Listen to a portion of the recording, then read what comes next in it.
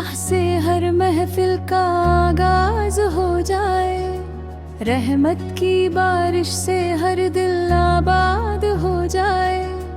अल्लाह का जिक्र है दिलों का नूर, इसी से डटा हर गम और फितूर। मुस्तफा का सदका हर दम मिले, रहमत का दरिया हम पर बहे। दुरूद की खुशबू महके जहां, रोशन हो जाए सारा जहां। इलाही तू रहमत बरसा दे, हर दिल को अपना बना दे। तेरी बंदगी में सुकून मिले, तेरे करम से जुनू मिले।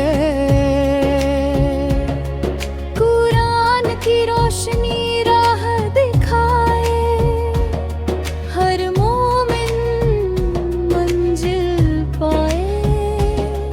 तेरी रहमत का नहीं है हिसाब, तू ही सुनता हर दिल की पुकार। सजदों में मिलता है चैन, मिट जाते दिल के सब दर्द। मुस्तफा का नाम है प्यारा, वही हमारा सहारा। दिल में ईमान जगमगाए, हर लब पर शुक्र आए।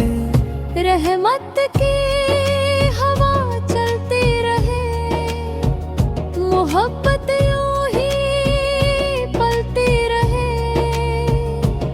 अल्लाहू अल्लाह की सदा भर दे दिलों में वफा। नफरत का अंधेरा मिट जाए, अमन का सूरज उग जाए। दीन की राह आसान हो, हर दिल में अरमान हो। तौबा का दर खुला रहे, बंदा रब से जुड़ा रहे।